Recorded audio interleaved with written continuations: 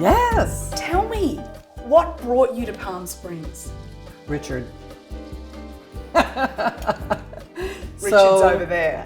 So what? We'll meet Richard later. Yeah. What brought us to Palm Springs is modernism and the museum and architectural preservation. And there is just a force field of creative people in this town. It's you like feel it wherever you go. Nowhere else in the world. We got a Dwell magazine in March, and it fell open to this ad for the Desert Star. Oh my God. And I looked at it and I showed it to Richard. They were offering condos for sale.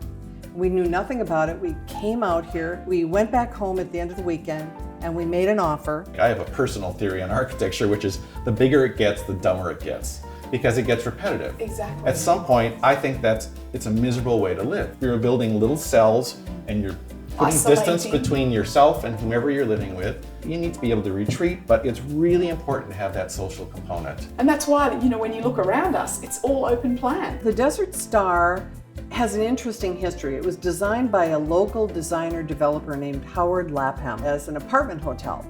So it was always conceived as a place where people could come and winter and enjoy the sunshine. These buildings were quite revolutionary in the Yes. sense that they literally were all about this idea of making people happier, making people healthier, getting them access to sun and nature. And we fight all the time to keep the materials moderate and appropriate, modest and economical, so that you don't end up putting lipstick on a pig. It's finding the original design intent of the designer. What were they trying to do first? It's a constant struggle to preserve but not embalm in amber. What you want to do is live in it and enjoy the architectural intent.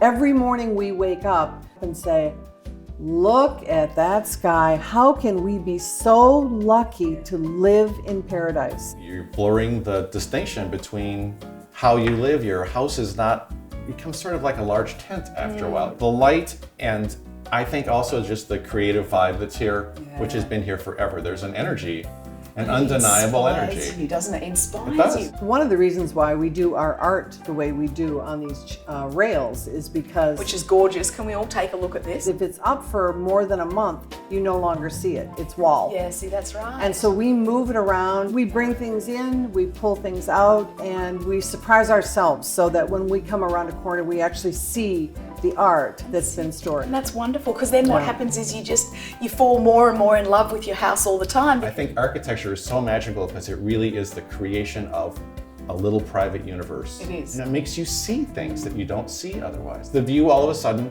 is framed in a way. That's exactly right. That you never would have conceived of. I think fearlessness is the thing that I try to live my life by, is embrace change and do not be afraid. Joy is the souvenir, I think, of Palm Springs. And when people see that and they see how simply you can live here, they go back and they take a look at their life, and if they have courage, they can make their own life more like that. There's a delayering, and I think that influences your process. It strips your process down and makes you more honest.